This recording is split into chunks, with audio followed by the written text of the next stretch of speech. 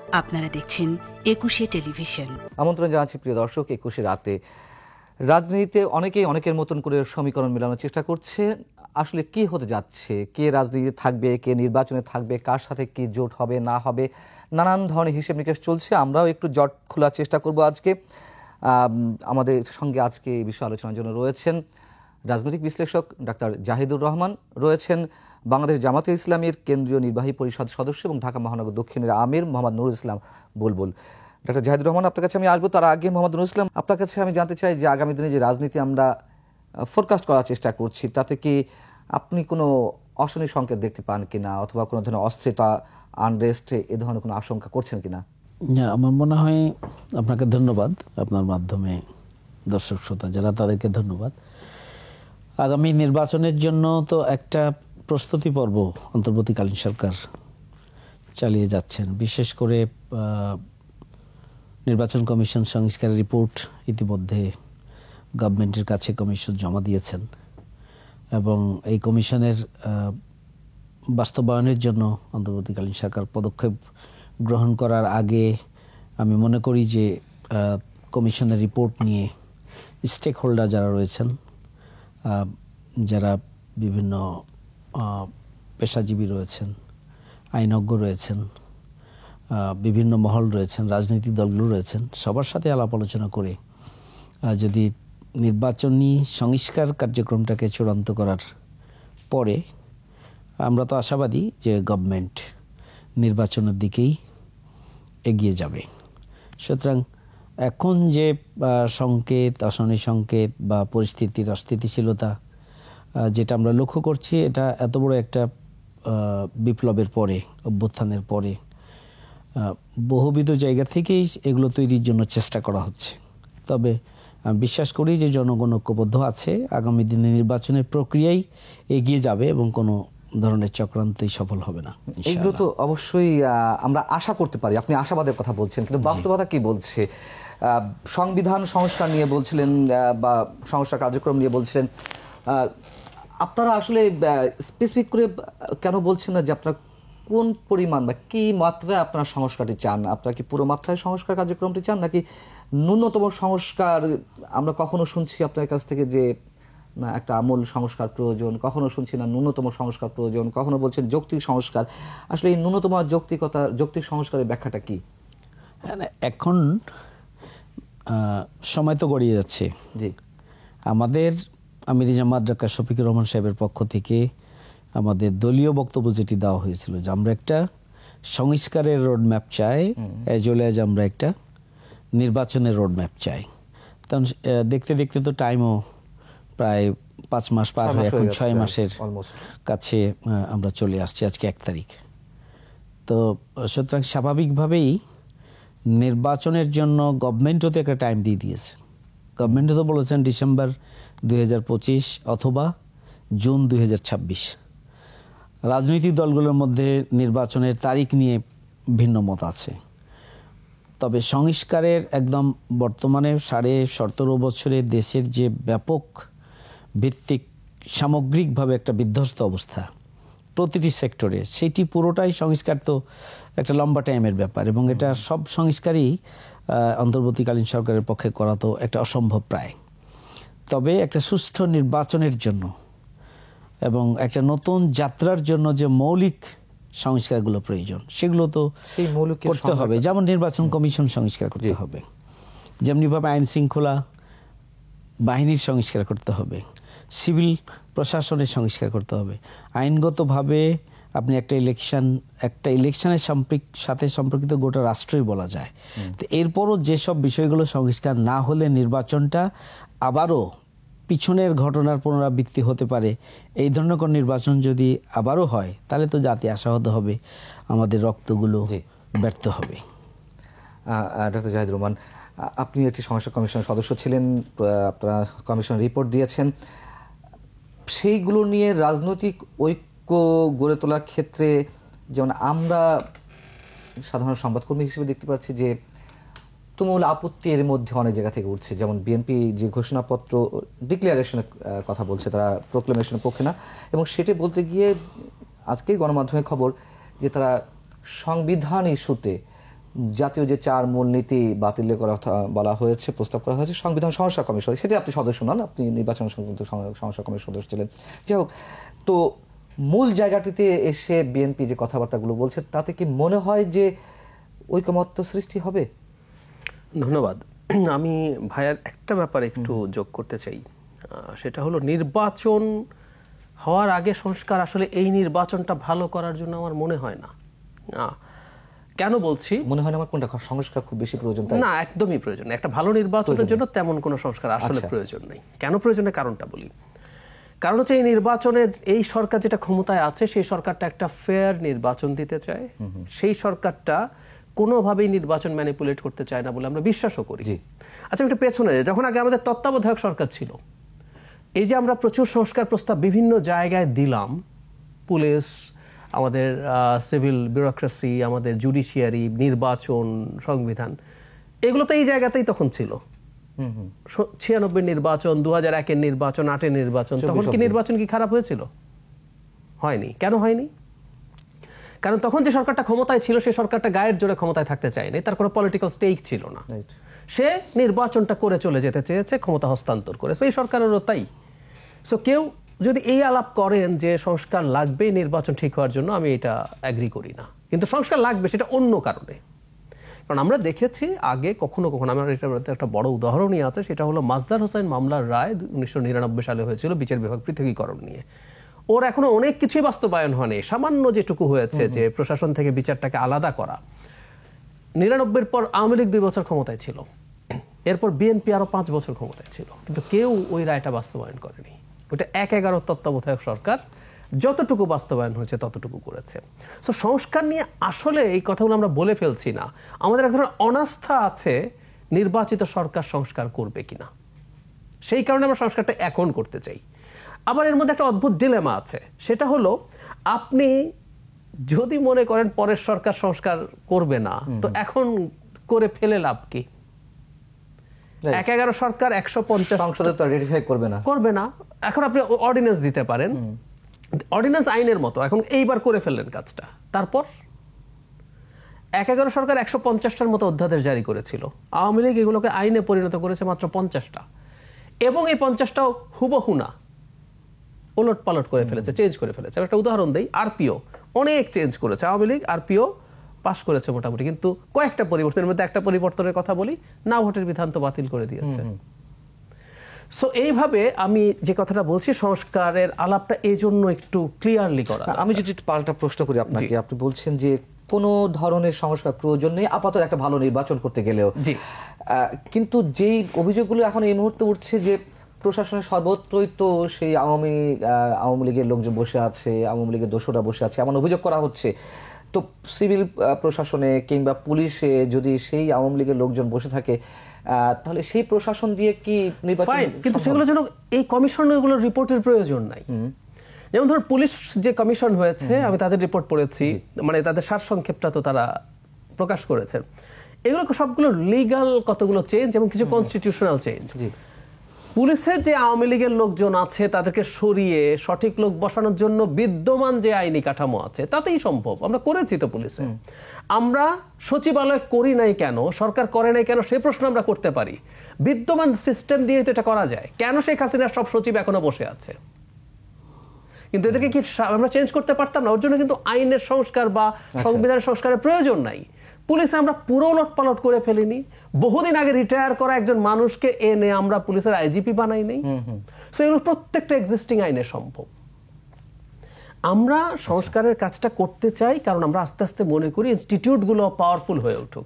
এই সরকারের পর যখন একটা দলীয় সরকার আসবে, তখন আমাদের স্থানীয় সরকার নির্বাচনগুলো যদি তার অধীনে হয়, তখন নির্বাচন কমিশন যাতে তার সব পাওয়ার নিয়ে শক্তিশালীভাবে কাজটা করতে পারে। আমি তো নির্বাচনের ক্ষেত্রে আমি মনে করি অনেস্টলি, আমাদের যদি ভবিষ্যতে তত্ত্বাবধায়ক সরকার ঠিক থাকে এবং কোনো সরকার যদি সেটাকে ম্যানিপুলেট করতে না চায়, আমাদের জাতীয় নির্বাচন নিয়ে খুব বেশি টেনশন করার কিছু নেই। আমাদের চ্যালেঞ্জ হবে আসলে স্থানীয় সরকার নির্বাচন, কারণ ওটা দলীয় সরকারের অধীনে হবে। মোটা দাগে এরকমই সিদ্ধান্ত এখন পর্যন্ত। সেই সময় নির্বাচন কমিশন ইন্ডিপেন্ডেন্টলি তার পাওয়ার এক্সারসাইজ করে একটা ফেয়ার নির্বাচন করতে পারে কিনা, রেদার পরীক্ষাটা তখন হবে। তত্ত্বাবধায়ক সরকারের সময় স্থানীয় সরকার নির্বাচন প্রসঙ্গে যখন বললেন, এটা নিয়ে তো একটা জটিলতা রয়েছে। এটা জাতীয় নির্বাচন আগে ছাত্ররা চাইছে, জি, কিন্তু সেটা করতে গেলে কি আমরা মূল লক্ষ্য থেকে ছিটকে যাব, নাকি এটা এখন আলোচনা আনারই কোনো প্রয়োজন নেই? আপনি কি মনে করেন? আমি মনে করি প্রথম কথাটা হচ্ছে আমাদের স্থানীয় সরকার নির্বাচন না থাকায়, প্রতিনিধি না থাকায় আমাদের অনেকগুলো জটিলতা হচ্ছে, আমাদের অনেক সার্ভিস আমরা দিতে পারছি না, ইটস ফ্যাক্ট। কিন্তু যদি 1 বছরের মধ্যে নির্বাচন হয়, আমাদের প্রধান উপদেষ্টা বলেছেন যদি সংস্কার লিস্ট করতে হয়, অ্যাগ্রিমেন্ট, আমি প্রধান উপদেষ্টার কিন্তু এই একটা জায়গায় খুবই প্রথম থেকেই প্রশংসা করি, উনি কোনোদিন কোনো সংস্কার চাপিয়ে দেবেন বলেননি, কনসেনসাস যতটুকু হবে ততটুকু, না হলে নাই। উনি এভাবে বলেছেন যদি একটাও না হয় একটাও না, আমরা নির্বাচন দিয়ে দেব, একটা সাক্ষাৎকারে উনি এভাবে বলেছেন। তো যেটা বলছিলাম, স্থানীয় সরকার নির্বাচন নিয়ে মতৈক্য নাই। আর যেহেতু আমরা সার্ভিস পাচ্ছি না, কেউ এই যুক্তি দেখাতে পারেন, কিন্তু যে পরিমাণ স্থানীয় সরকার নির্বাচন আছে, আমাদের সিটি কর্পোরেশন, পৌরসভা, উপজেলা পরিষদ, ইউনিয়ন পরিষদ, এত নির্বাচন করে আসলে ডিসেম্বরের মধ্যে নির্বাচন হওয়ার তো প্রবাবিলিটির জন্য প্রস্তুত থাকতে হবে তাদেরকে, কোনোভাবেই সম্ভব না। তবে আমি একটা জিনিস একটু যোগ করি, কয়েকটা নির্বাচন পাইলট হিসাবে করতে পারে, কারণ বাংলাদেশে দীর্ঘদিন কোনো নির্বাচন হচ্ছে না, 2-1টা সিটি কর্পোরেশন, 2-1টা পৌরসভা, এগুলো করে নির্বাচন কমিশন টেস্ট কেস হিসেবে দেখতে পারে যে আইন শৃঙ্খলা রক্ষাকারী বাহিনীর কি কনফিডেন্স যথেষ্ট হলো, কতটুকু হয়েছে, কেমন তারা পারফর্ম করছে, এই পরীক্ষা নিরীক্ষাগুলোর জন্য কিছু নির্বাচন, কিন্তু পুরো সব করা একেবারে ভুল রং। নুরুল ইসলাম বুলবুল, আপনি কি ডক্টর জাহিদুর রহমানের সঙ্গে দ্বিমত পোষণ করবেন নাকি একমত হবেন? না, জাহিদ ভাই যেটা বলেছেন ওনার বক্তব্য ওনার জায়গা থেকে বলেছেন। তবে যেমন আমরা বলি যে আমরা যেটা বলেছি যে আমাদের নিবন্ধন ব্যবস্থা এটা বাতিল করা উচিত, সংবিধানের সাথে সাংঘর্ষিক। সংবিধানে প্রত্যেকেরই রাজনীতি করার এবং দল করার অধিকার আছে, তো সেখানে নিবন্ধন ব্যবস্থা দিয়ে এটাকে জনগণের রাজনীতি করার বা রাজনৈতিক দলগুলোর রাজনীতি করার অধিকারকে খর্ব করা হয়েছে। মানে আপনি নিবন্ধন বাতিল প্রক্রিয়া না, যেমন ধর না, আমি বলছি যে মানে সংস্কারগুলো প্রয়োজন কোন কোন ক্ষেত্রে, এইগুলো করে সুন্দর করেই তো আগানো দরকার। যেটা জাহিদ ভাই বলেছেন, যদি গভর্নমেন্ট করতে চায় যা ছিল সেভাবে বিদ্যমান অবস্থায়, যদি প্রত্যেকেই তার নিজ নিজ অবস্থানে মানে কাজ করে, তাহলে একটা নির্বাচন পাওয়া সম্ভব। এটা যেমন কথার কিছুটা হলো যৌক্তিকতা আছে যে এটা হতে পারে, কিন্তু এটা যেমন নিবন্ধন ব্যবস্থা, এটা তো সংশোধন প্রয়োজন। এরপর হচ্ছে আমাদের পক্ষ থেকে একটা প্রপোজাল আছে যে প্রপোর্শনাল, যেটা পিআর, যেটা রিপ্রেজেন্টেশন, আমরা যেটা বলি। আমি একটা প্রশ্ন করি, আমাদের পিআর এর জন্য সংবিধান সংশোধন লাগবে, সংবিধান সংশোধন কোনোভাবেই এই নির্বাচনের আগে আসলে আর হচ্ছে না, তাহলে আপনারা কিভাবে এটাকে এফেক্টিভ করবেন? আচ্ছা, এই প্রশ্ন উত্তর তো আছেই, যেটা সংবিধান লাগবে সেখানে সংবিধান পর্যন্ত অপেক্ষা করতে হবে, কিন্তু অনেকগুলো কাজ আছে সংবিধান সংশোধন ছাড়াই যেগুলো সংস্কার করা প্রয়োজন, সেই জিনিসগুলোকে কাভার করেই আগামী দিনে নির্বাচনটা দেওয়া দরকার। সেটার জন্য চাইলে অনেক বেশি লম্বা টাইমের প্রয়োজন নেই। এখন যেহেতু বললেন যে নিবন্ধন বাতিল বা নিবন্ধন থাকার বিষয়টি আপনি এটা তুলে নেওয়া উচিত, আর না পিআর এর কথা যেটা বললাম যে সংবিধান সংশ্লিষ্ট আমরা আনুপাতিক প্রতিনিধিত্ব নির্বাচনে আমরা চাচ্ছি, এটা জামাত ইসলামের বাংলাদেশের পক্ষ থেকে আমরা নির্বাচন সংস্কার কমিশনকে আমরা এটা জানিয়েছি। এরপরে ধরেন যে এখানে ভোটের জন্য যে ব্যালট বাক্স, স্বচ্ছ ব্যালট বাক্স, এটা তো আছেই। দেখেন, আপনি যদি ভোটার মানে সার্বিক নির্বাচন ব্যবস্থাটাকে সুন্দর করতে চান, তাহলে যে প্রশাসনিক যে বিষয়গুলো আছে তারা তো একভাবে অভ্যস্ত হয়েছে। এখন জনগণের যদি আবারও কেউ এই ভোট বাক্স ছিনতাই লাইনে যেতে চায়, দখলের লাইনে যেতে চায়, এইটা থামানোর জন্য গভর্নমেন্টের বর্তমান সময়, ঠিক এই সময় প্রশাসন কি সেভাবে প্রস্তুত আছে আইন শৃঙ্খলা রক্ষার জন্য? কতটুকু প্রস্তুত আছে? এই প্রশ্ন উত্তর কিন্তু নেই। যে সরকারের উইল ফোর্সের উপরে নির্ভর করছে, তার ইচ্ছা শক্তি কতটা নিরপেক্ষ করবে এবং প্রশাসনের যারা রয়েছে তাদেরকে কিভাবে, এটা সরকার চাইলে প্রশাসনকে কতটা কাজে লাগাতে পারবে এটা সরকার নিশ্চয়ই বুঝতে পারছে। এই যে আজকে আইন শৃঙ্খলা বাহিনীর তৃণমূল পর্যন্ত আইন শৃঙ্খলা রক্ষার জন্য গভর্নমেন্টের যে পদক্ষেপ গ্রহণ করা দরকার এবং যে এক্সিকিউশন দরকার, সেটা কি করা গেছে? এখনো করা যায়নি। নির্বাচনের মতো, জাতীয় নির্বাচনের মতো এত বড় একটা ব্যবস্থাপনাকে মানে সুন্দর মতো সম্পন্ন করার জন্য যে প্রশাসনিক প্রস্তুতি প্রয়োজন, সেটাও তো নাই গভর্নমেন্টের, সেটাও দরকার। জি, মানসিকতার ব্যাপার, চিন্তা চেতনার ব্যাপার, এবং আমাদের একটা ইলেকশনকে ফেয়ার করার জন্য যেমনিভাবে রাষ্ট্রের প্রস্তুতি দরকার, সরকারের প্রস্তুতি দরকার, রাজনৈতিক দলগুলোর প্রস্তুতি দরকার, এবং সবারই মানসিকতারও পরিবর্তন দরকার। সেই জায়গাটাতে একটা লম্বা সময়ের ব্যাপার যদিও, কিন্তু এই বিষয়গুলো যেমন ইভিএম যে পদ্ধতি সেটা নির্বাচনে এটা কোনোভাবেই গ্রহণযোগ্য নয়। গোটা দুনিয়ায় যখন এটা বাদ দিয়েছে তখন আমরা এখানে যোগ করেছি আমাদের ম্যানিপুলেটরি রেজাল্টের জন্য। সেটা না হয় শেখ হাসিনা তার যে আমিরামি নির্বাচনে তো ইভিএম ইউজ করেনি 24 সালের কথা, সেটা বড় কোনো ফ্যাক্টর হয়ে দাঁড়াবে না। এটা যেগুলো আছে আমাদের কথা তো হচ্ছে যে এই যে আমরা যতটা না ডিবেট করছি যে সংস্কার প্রয়োজন বা প্রয়োজন নয়, সংস্কার প্রয়োজন এটা নিয়ে গোটা বাংলাদেশের সকল জনগণ মনে করে। এটা হয়তো আমরা এখন বাংলাদেশের জনগণকে তো প্রত্যেকের মতের সঙ্গে মিলিয়ে ফেলে। আমি বলছি জনগণ আমার পক্ষে, আপনি বলছেন জনগণ আপনার পক্ষে। আসলে আমি সবসময় একটা প্রশ্ন করি, জনগণের সমর্থনের ব্যারোমিটারটা কি? আচ্ছা না, এটা একটু আপনি জনগণের ব্যারোমিটার তো আপনি নিজ দল করলেও বা আপনি একটা চেতনাকে ধারণ করলেও জনগণের সেন্টিমেন্ট তো বোঝার শক্তি সবার আছে।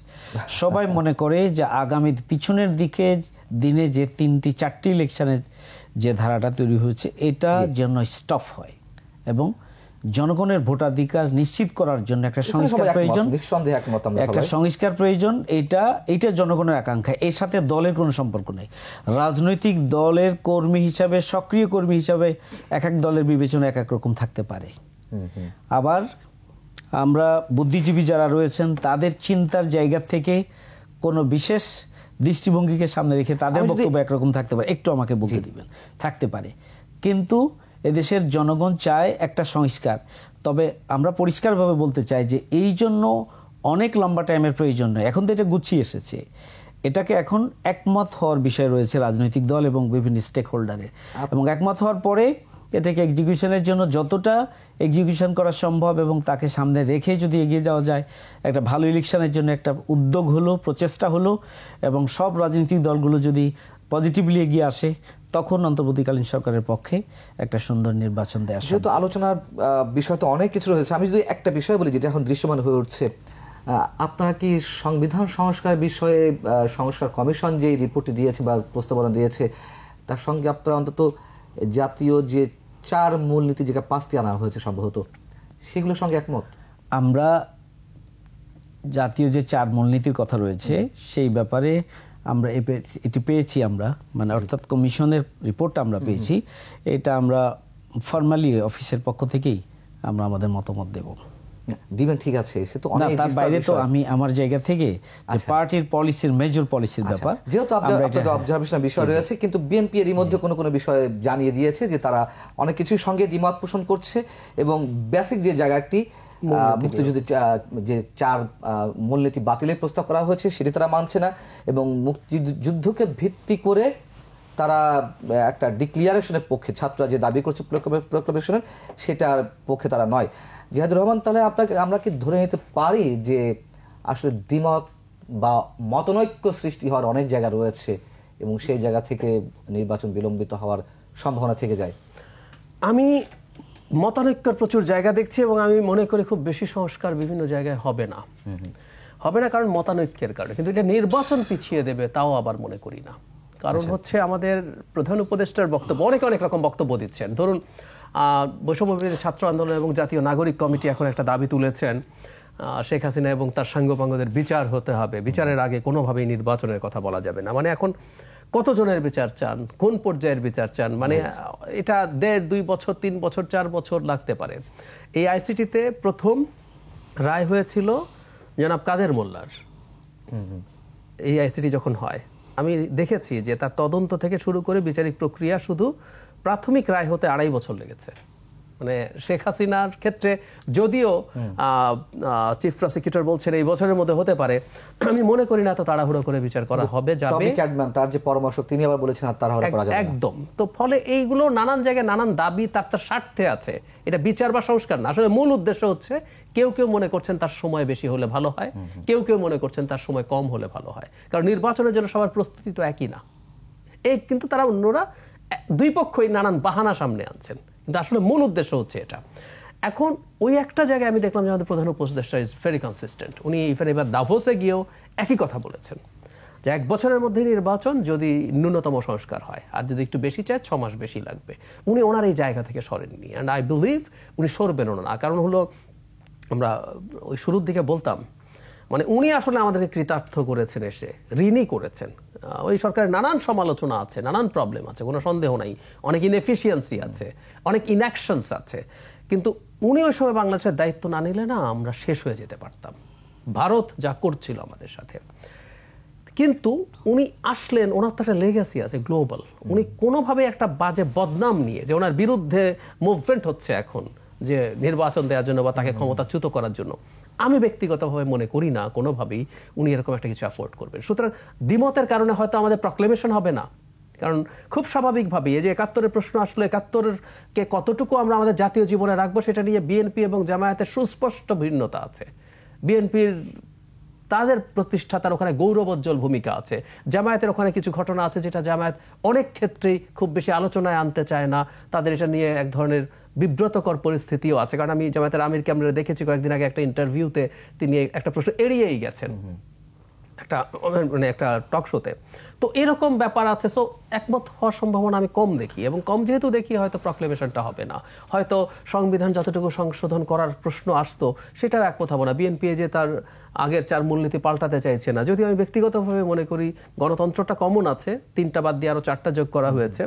আমার কাছে এই যে মূলনীতি করা হয়েছে আমার কাছে ভালো লেগেছে, কারণ হলো আমাদের যে সাম্য, মানবিক মর্যাদা, সামাজিক ন্যায় বিচার, এটা আমাদের ছিল আসলে। আমরা যে সংবিধানের মানে হল না, ওখানে মূলনীতি ছিল না, কিন্তু আমরা যে প্রক্লেম করেছি, আমরা যে প্রথম, আমরা মানে আমাদের মুক্তিযুদ্ধের প্রক্লেমেশনটা কেমন ছিল, আমরা অনেকগুলো, যেহেতু আমরা নির্বাচনে জিতেছিলাম, যেহেতু আমাদেরকে ক্ষমতা হস্তান্তর করা হয়নি, যেহেতু বলতে বলতে আমাদের উপরে প্রতারণামূলকভাবে এটা করে, যেহেতু আমাদের অত্যাচার করেছে, তারপর আমরা বলছি আমরা একটা দেশ গড়তে চাই এই 3টা জিনিসের ভিত্তিতে, সাম্য, মানবিক মর্যাদা, সামাজিক ন্যায় বিচার। সো এটা আমাদের মূলনীতি আসলে প্রক্লেমেশনেই ছিল। সো এটা আশাটা আমার কাছে ভালোই মনে হয়েছে। বহুত্ববাদ যোগ করছেন হয়তো এক্সট্রা যোগ, মানে গুরুত্ব দেওয়ার জন্য, কিন্তু বহুত্ববাদ কনসেপ্টটা আসলে আমার কাছে মনে হয় গণতন্ত্র বা মানবিক মর্যাদা, সামাজিক সবকিছুর মধ্যে এটা ইনক্লুডেড আছে। ধর্মনিরপেক্ষতাকে সরিয়ে ফেলা নিয়ে কেউ কেউ আলাপ তোলার চেষ্টা করছেন, কিন্তু আমার কাছে মনে হয় একটা দেশ যদি গণতান্ত্রিক হয় এবং আমাদের সাম্য, যে মানবিক মর্যাদা কনসেপ্ট আমি যদি একটু যোগ করি, জাতীয়তাবাদ রাখেনি, সেটা কি বিএনপি মানবে? তাদের নামই তো জাতীয়তাবাদী দল। হ্যাঁ, আমি ব্যক্তিগতভাবে জাতীয়তাবাদ নিয়ে আমি খুবই পছন্দ করি তা না, সেটা হচ্ছে ব্যাপার। সেই কারণে আমার কাছে ভালো লেগেছে। হ্যাঁ, আপনি যেটা বলছেন হুইচ ইজ রাইট, তাদের রাজনীতি আছে জাতীয়তাবাদ নিয়ে, সুতরাং তারা সেটা দ্বিমত করতেই পারেন। তো যাই হোক, যে শেষ পর্যন্ত হয়তো আমরা খুব বেশি সংস্কার করে ফেলতে পারবো না। আরেকটা বড় ঘটনা ঘটেছে, এটাও একটু বলে রাখা দরকার। রাজনৈতিক দলগুলো 5 আগস্টের পর থেকে মিসহ্যান্ডলিং হয়েছে আমাদের সরকারের দিক থেকে। বিভিন্ন দলগুলো, বিভিন্ন শক্তিগুলো, তারা পরস্পর যেভাবে পরস্পরের সাথে ইন্টারাক্ট করেছে, তাতে দ্বন্দ্ব হতে পারে, কিন্তু অবিশ্বাস তৈরি হয়েছে। যখন অবিশ্বাস তৈরি হয় তখন এমন হবে যে আপনাকে এমন কাজও আপনি করতে যাচ্ছেন, বাধা পাবেন, যেটা আসলে আরেকজনের জন্য ক্ষতিকর না হলেও উনি ওনার শক্তি দেখানোর জন্য এই কাজটা করবেন। সেই কারণে আমি মনে করি মোটা দাগে, মানে আমাদের প্রধান উপদেষ্টা যেভাবে বলছেন একটু বেশি সংস্কার করলে জুনে যাবে, বেশি সংস্কারের আশপাশেও আমরা যাব না। আমরা আলোচনায় ফিরবো একটা ছোট্ট বিরতি পর, দর্শক ফিরছে খুব শিগগির।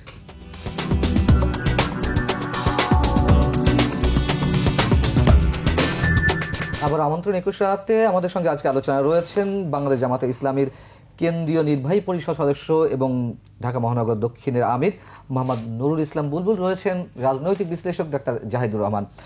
নুরুল ইসলাম বুলবুল, আপনার কাছে আমার প্রশ্ন, যে ছাত্ররা কেন হঠাৎ করে জামাতকে ভারতের এক্সটেনশন বলে দাবি করলো? জাতীয় নাগরিক কমিটির আহ্বায়ক নাসিরউদ্দিন পাটোয়ারি একটি টেলিভিশন চ্যানেলের সাক্ষাৎকারে আওয়ামী লীগের সঙ্গে জামাতের এই শব্দটা নিয়ে এলো, এক্সটেনশন।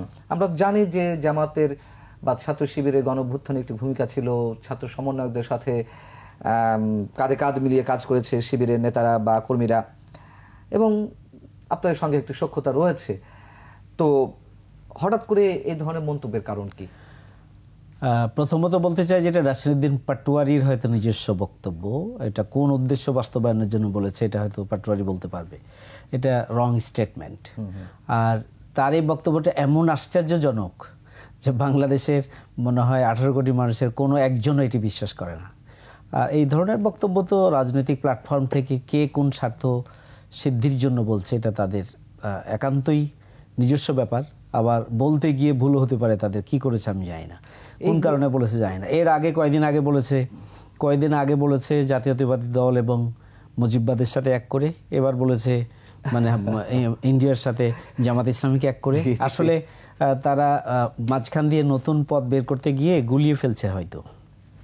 আমাদের কাছেও আমরা একটু ধন্দের মধ্যে পড়ে যাচ্ছি, একটা ধোঁয়াশা তৈরি হচ্ছে যে আসলে সমীকরণগুলো কোথায় গিয়ে দাঁড়াচ্ছে। যেহেতু আমার শুনে বলছিলাম যে আমরা একটু জট খোলার চেষ্টা করবো, আপনি নিজেই কনফিউজড, অতএব আমরা আর উত্তরটা কি পাবো।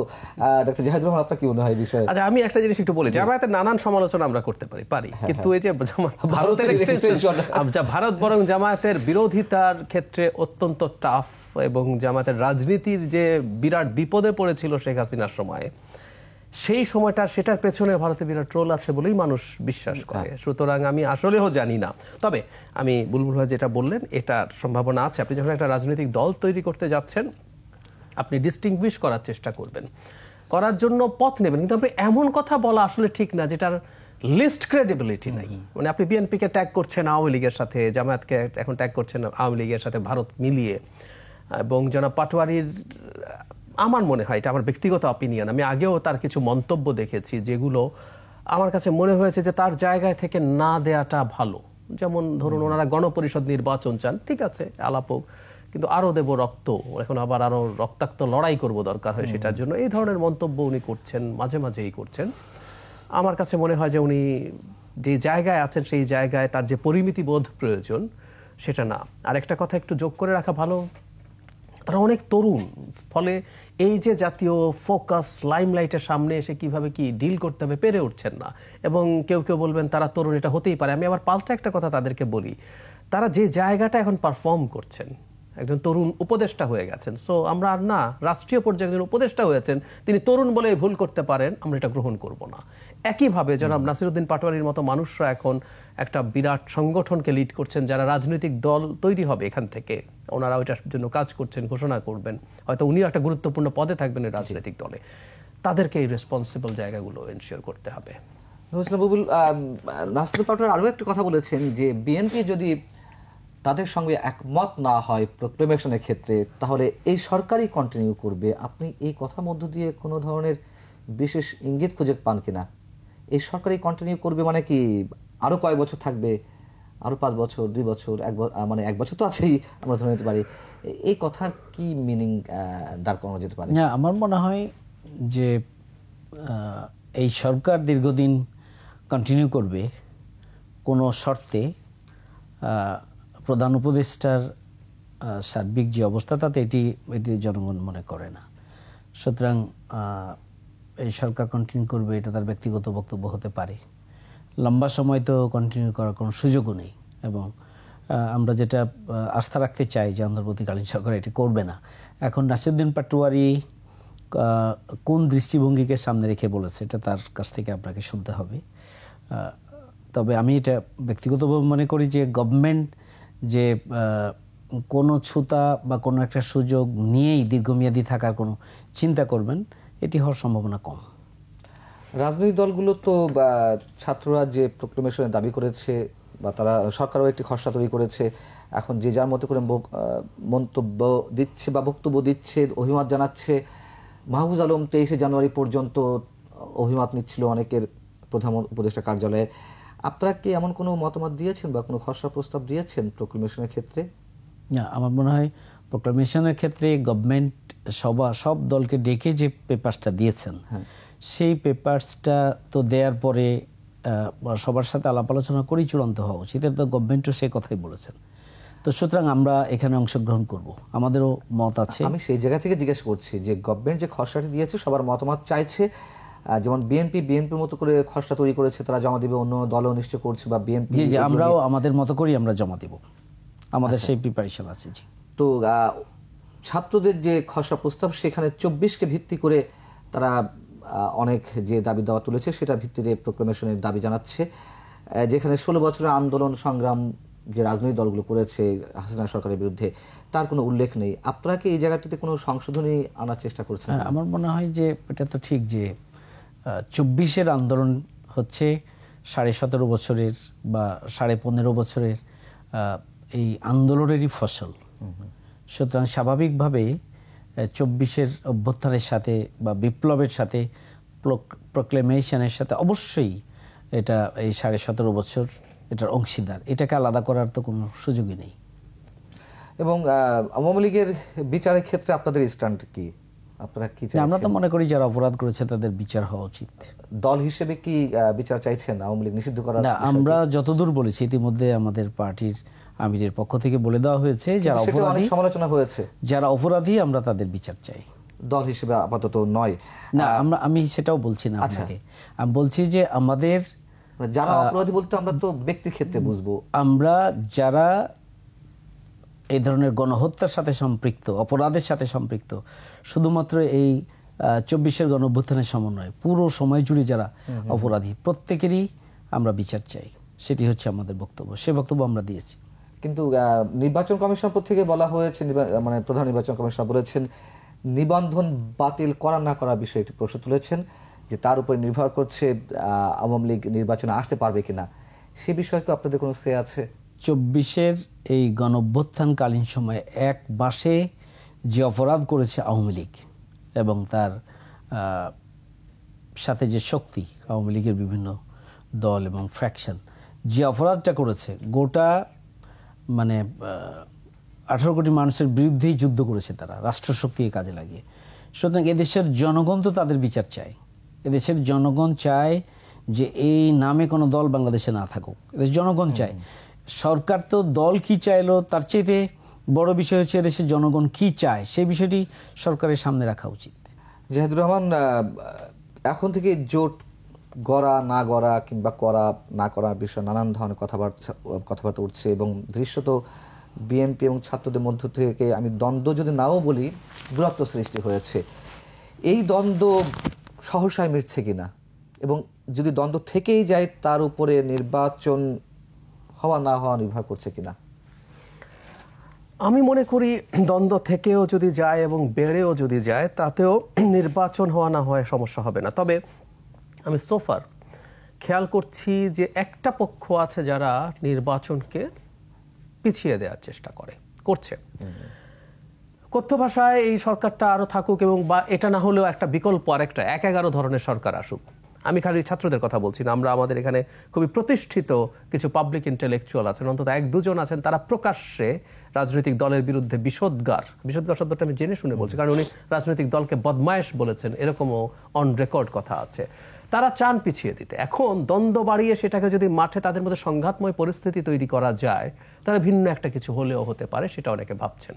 কারণ এই সরকার ক্ষমতায় থাকা এবং স্টুডেন্টদের ক্ষমতার সাথে ওভারল্যাপিং, তারা তো কেউ আছেন একেবারেই বৈধভাবে কাগজে কলমে ক্ষমতায়, এর বাইরে অনেকের আবার সরকারের উপরে প্রভূত ইনফ্লুয়েন্স আছে। সেই ইনফ্লুয়েন্সটাকে আবার কিছু মানুষ ব্যবহার করার চেষ্টা করেছেন। ফলে এই যে স্ট্যাটাস কোটা আছে এটা অনেকের জন্য খুব ভালো। ফলে তারা নির্বাচন বা এই বিষয়ে বা নানান বিষয়ে দ্বন্দ্ব লাগিয়ে দিয়ে যদি মাঠে একটা সংঘাতময় পরিস্থিতি তৈরি করা যায় তাতে তাদের সুবিধা হয়। সরকারের এক্সটেনশন হবে কিনা সেটা ডিফারেন্ট আলোচনা, তারা সেই স্বপ্ন হয়তো দেখছেন। কিন্তু আমি মনে করি এটা আসলে শেষ পর্যন্ত হবে না, দুটো কারণে। মানে ছাত্ররা যখন মুভমেন্টে ছিলেন তখন যারা ডাক দিচ্ছিলেন তাদের ডাকে লাখ লাখ মানুষ রাস্তায় নামছে এবং গুলি খাচ্ছে, বুক পেতে দিচ্ছে। এই 6 মাস পর তাদের এই মুখে ওনারা অনেক কিছু বলতে পারেন, কিন্তু এই পারসেপশন তাদের হয়ে যাওয়ার কথা। ওই সময় তারা সামনে ছিলেন, কিন্তু যে মানুষগুলো পেছনে ছিলেন ওর মধ্যে বুলবুল ভাইদের দলের মানুষ, বিএনপির মানুষ, সাধারণ মানুষ, যে কোনো পলিটিক্স করে না, একেবারেই কোনো পলিটিক্স, অসংখ্য মানুষ নেমেছে। সো যখনই শেখ হাসিনার পতন হয়েছে এই মানুষগুলো আসলে প্রত্যেকে তার জায়গায় তার পয়েন্টে ফিরে গেছে। তো ছাত্ররা যদি মনে করে যে ওই আমি ডাক দিলে আবার ওটা হবে না, সুতরাং তাদের এই ক্ষয় হয়ে যাওয়া যে শক্তি, সেটা নিয়ে বিএনপির মতো একটা দলের বিরুদ্ধে যদি তারা দাঁড়াতে যান নির্বাচন প্রশ্নে, আমার মনে হয় ভুল করবেন এবং তারা সেই ভুল থেকে বেরিয়েও আসার কথা আছে। আর জোটের প্রশ্নে আমি যদি বলি, শেষ পর্যন্ত ছাত্রদের সাথে বিএনপির একটা জোটের সম্ভাবনা আমি দেখি একটা কারণে, সেটা হচ্ছে এই মুহূর্তে বিএনপির আসলে জোটের প্রয়োজন নেই। নির্বাচনী রাজনীতিতে বিএনপি একেবারে একতরফাভাবে জিতে যাওয়ার প্রবাবিলিটি আছে বলে আমি মনে করি। আমি আসলে এটা বলছি আমার এক ধরনের কমন পারসেপশন থেকে। আই মে বি প্রুভড রং, কারণ হলো আমরা 3টা নির্বাচন তো দেখি নাই কার কত পার্সেন্ট ভোট। যেমন বাংলাদেশের একটা গুরুত্বপূর্ণ ফ্যাক্টর হচ্ছে জামায়াতে ইসলামী, ওনাদের পপুলার ভোটের পার্সেন্টেজ কত আমরা কিন্তু এখন জানি না। সো একটা নির্বাচন হলে বোঝা যাবে, কিন্তু এখন পর্যন্ত পরিস্থিতিটা ওই রকম। কিন্তু তারপর আমরা বিএনপির মধ্যে এক ধরনের অ্যাকোমোডেটিভ টেন্ডেন্সি দেখছি। তারা ক্ষমতায় আসলে জাতীয় সরকার করবে বলছে, এমনও হতে পারে যে বিএনপি ইলেকশনের আগেও অলরেডি কিন্তু তার জোটে থাকা কিছু মানুষজন, জোট না, যাদের সাথে যুগপৎ করেছে, আমাদের নিশ্চয়ই মনে আছে গণ অধিকার পরিষদের জনাব নুরুল হক নূর এবং রাশেদ খানের এলাকায় চিঠি দেওয়া হয়েছে যে তারা যাতে নির্বিঘ্নে কাজ করতে পারে। তো এরকম আরো অনেকেই ছাড় পাবেন। ছাত্রদের সাথে যেহেতু তারা সত্যিকার অর্থেই তারা খুবই গুরুত্বপূর্ণ একটা দায়িত্ব পালন করেছেন, জীবন বাজি রেখেছেন, তাদের সাথে এই ধরনের কিছু নির্বাচনী আন্ডারস্ট্যান্ডিং ছাত্ররা যদি শেষ পর্যন্ত চান, কনভিন্সড হন, সেটা হতেই পারে। নুরুল ইসলাম বুলবুল, জামাতে ইসলামীর অন্যান্য ইসলামী দলগুলোর সঙ্গে লিয়াজ করার চেষ্টা করছে, জোট করার চেষ্টা করছে, ইসলামী দলগুলোর ভোট যেন এক বাক্সে যায় সেই লক্ষ্যে আপনারা কাজ করছেন, ইসলামী আন্দোলনের কাজ করছে, তাদের সাথে আপনাদের এক ধরনের যোগাযোগ হয়েছে।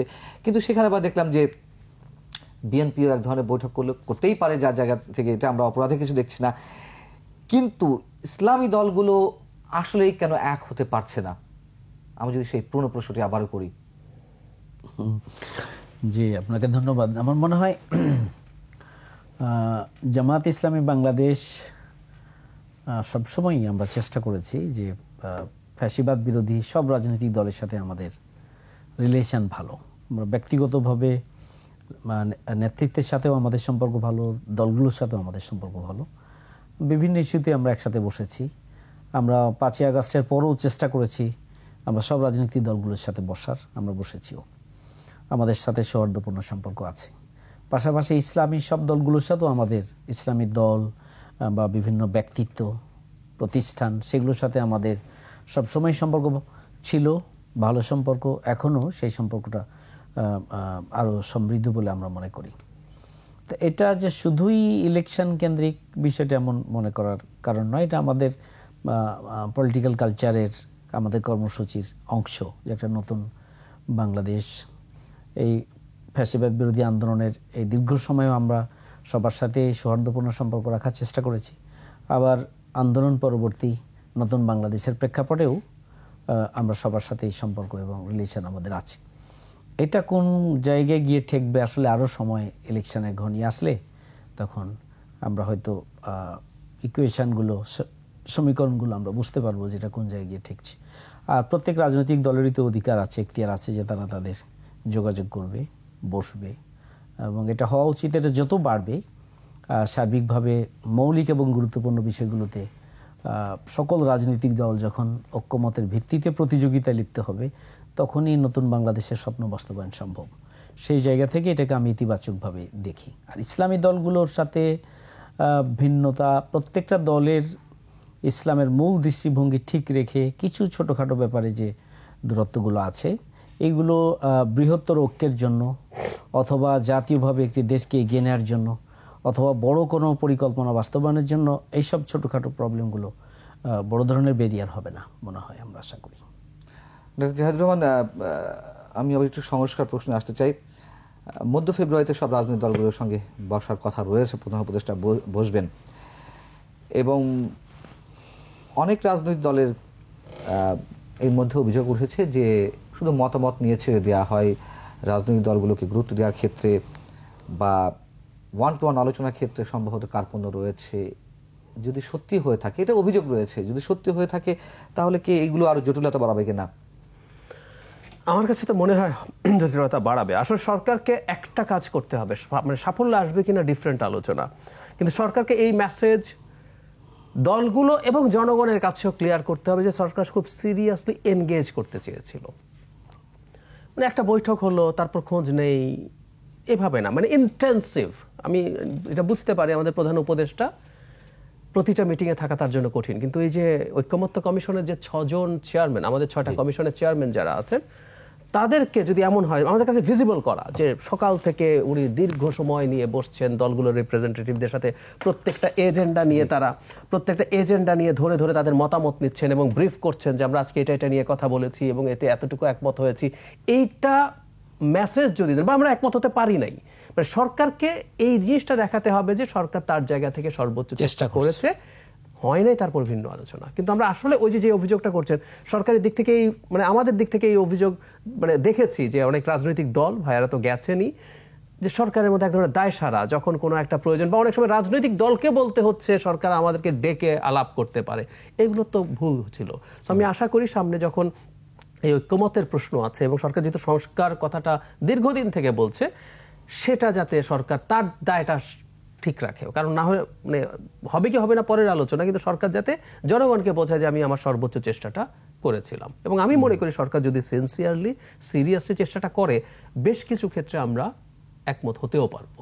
কিন্তু প্রধান উপদেষ্টার একটি ইন্টারভিউকে কেন্দ্র করে ফিনান্সিয়াল টাইমসকে দেওয়া সাক্ষাৎকার, সেখানে তিনি স্মরণ মনে বলেছেন বা কিভাবে বলেছেন আমরা জানি না, ছাত্র দলকে উৎসাহিত করেছেন। সেটা নিয়ে বিএনপি পক্ষ থেকে এর মধ্যে অভিযোগ উঠেছে যে বিশেষ একটি দলকে যদি এভাবে সাপোর্ট করা হয় বা আগ্রহ প্রকাশ করা হয়, সেখানে নিরপেক্ষতা নিয়ে প্রশ্ন ওঠে।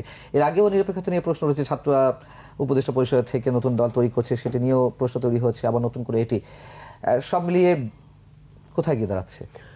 মানে উৎসাহিত করা নিয়ে না সমস্যা নেই, আমরা প্রত্যেকে উৎসাহিত করি এই মুভমেন্টে। বাংলাদেশে আওয়ামী লীগ শক্তি সঞ্চয় করবে, বাইরে বাংলাদেশে আর যারা শেখ হাসিনা বিরোধী লড়াইয়ে ছিল, আওয়ামী লীগের আবার সাঙ্গপাঙ্গ কিছু দল আছে, তার বাইরে যারা লড়াই করেছে তারা দল তৈরি করবে, তারা শক্তিশালী হয়ে উঠবে। বিশেষ করে যে ছাত্ররা এই মুভমেন্টের সামনে ছিল তাদের দল তৈরি হবে, দাঁড়াবে, প্রত্যেকে উৎসাহ দেই। প্রধান উপদেষ্টাও দিতে পারেন। সমস্যাটা একটু অন্য জায়গায় হয়েছে, তার বক্তব্যের মধ্যে উৎসাহ না, বায়াস আছে। ছাত্ররা যা অর্জন করেছে সেটা তাদেরকেই রক্ষা করতে হবে। মানে খেয়াল করি, অর্জন ছাত্ররা করেছে, এটা নিয়ে শুরুর দিন থেকে ডিবেট শুরু হয়েছে। তার মানে আপনি এর প্রিভিয়াস লড়াই পুরোটা অস্বীকার করলেন। নট অনলি দ্যাট, জুলাই আগস্টে কি ছাত্রদের বাইরে বুলবুল ভাইদের সংগঠন ছাত্র শিবির আছে, জামায়াতে ইসলামের সদস্যরা কি ছিল না যারা ছাত্র না? বিএনপির যুব দল বা বিএনপি করা মানুষজন ছিল না, ছাত্র ইউনিয়ন ছিল, এর বাইরে সাধারণ মানুষজন ছিল। আপনি এই বিরাট লড়াইটাকে অস্বীকার করছেন এবং তারাই অর্জন করেছে, এবং আরো ভয়ঙ্কর কথা, তারাই রক্ষা করতে হবে। তার মানে একটা নির্বাচন হয়ে যদি অন্য কেউ, আমরা ধরে নিলাম জামায়াতে ইসলামী জিতলো, সরকার গঠন করলো, মানে জামায়াতে ইসলামী এটা রক্ষা করতে পারবে না, তাদেরকেই রক্ষা করতে হবে। কথাগুলো কিন্তু এরকম মিনিং আমরা যদি করতে থাকি হয়।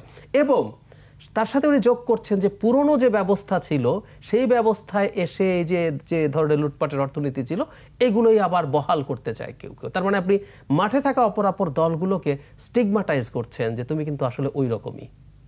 সো এই জিনিসটা আসলে খুব ভয়ঙ্কর। আমি একটা জিনিস বারবারই বলছি, এর আগে কয়েকটা শোতেও কথা হয়েছে, আমি মনে করি আমাদের প্রধান উপদেষ্টার এই বক্তব্যের একটা ক্লারিফিকেশন দেওয়া দরকার।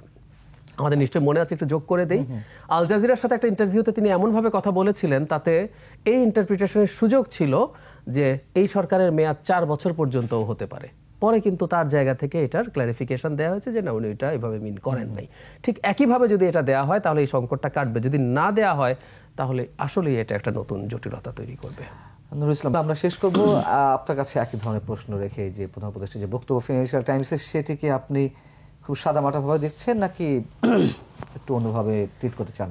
না, আমার মনে হয় যে এটা কথা জাহিদ ভাই বলেছেন, এখানে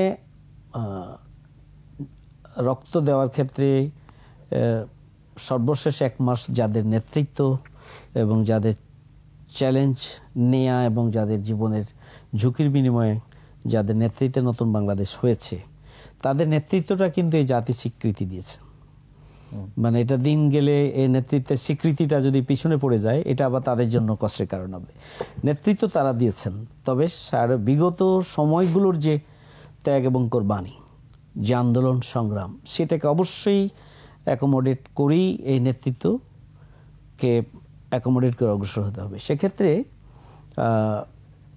আমরা যেটা বলে থাকি যে ছাত্রদের এই 1 মাসের নেতৃত্বের সাথে 17.5 বছর হোক আর 15.5 বছর হোক, নির্যাতিত জনগোষ্ঠী, বিক্ষুব্ধ জনগণ, রাজনৈতিক দল সহ সকল শ্রেণী পেশার বিক্ষুব্ধ মানুষ এটার সাথে সম্পৃক্ত হয়েই কিন্তু এই বিপ্লবটা, জনগণ ঐক্যবদ্ধ না হলে তো একসময় ছাত্ররাও তো পিছনে হটে যাওয়ার একটা পর্যায়ে চলে এসেছিল, কিন্তু সেই জায়গায় জনগণ মাঠে নেমে এসেছে এবং এই বিপ্লবটা ত্বরান্বিত হয়েছে। তো আমি যেটা বলতে চাই যে তাদের তো দল করার অধিকার আছে, যারা নতুন বাংলাদেশের নেতৃত্ব দিয়েছেন তাদের রাজনৈতিক দল করার অধিকার আছে এবং তাদের অধিকারটা আরেকটু পাকাপোক্ত, তারা করতেই পারেন।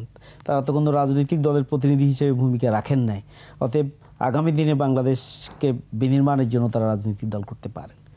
এখন প্রধান উপদেষ্টা কথাটিকে যে তাদের সুরক্ষার জন্য তাদের অর্জন মানে তারা দল করেই সুরক্ষা করবে, যদি এটাই বুঝায় তাহলে তো কিছু বিভ্রান্তিকর পরিস্থিতি তৈরি হয়, মানে অর্থাৎ বোঝার ক্ষেত্রে ভিন্নতা আসে বা ভিন্ন ব্যাখ্যা করার সুযোগ থেকে যায়। আর যদি উনি বলে থাকেন যে যারা কোরবানি করেছেন তারা রাজনৈতিক দল করতেই পারেন তাদের কোরবানি রক্ষা করার জন্য, এটা যদি স্বাভাবিক সেন্সে বলে থাকে তাহলে কিন্তু এটাকে আমি অনেক বেশি কিছু এর ভিতরে দেখছি না। আর যদি আবার এই ব্যাখ্যাটা থাকে যে মানে তাদের নেতৃত্বে যে রাজনৈতিক দল হবে একমাত্র তারাই নতুন বাংলাদেশ বিনির্মাণে বা সুরক্ষার ক্ষেত্রে তারাই ভূমিকা রাখবে, ঠিক একক কর্তৃত্ব তাদেরই থাকবে, এই ধরনের কথা কেউ যদি ব্যাখ্যা করতে চায়, যেটা জাহিদ ভাই দ্বিতীয় ব্যাখ্যায় বলেছেন, সে ব্যাখ্যা করার সুযোগ থেকে যায়, আমি সেইভাবে নিতে চাচ্ছি না। আমি মনে করি যে যাদের নেতৃত্বে নতুন বাংলাদেশ হয়েছে এবং যাদের নেতৃত্বে 17.5 বছরের বিক্ষুব্ধ জনগোষ্ঠী ঐক্যবদ্ধ হয়েই আমরা নতুন বাংলাদেশ পেয়েছি, তারা চালিত রাজনৈতিক দল করতেই পারেন। অনেক ধন্যবাদ নুরুল ইসলাম বুলবুল, ধন্যবাদ ডাক্তার জাহিদুর রহমান। দর্শক, শেষ করছি, এই ছিল আজকে আলোচনা। ভালো থাকুন, শুভরাত্রি।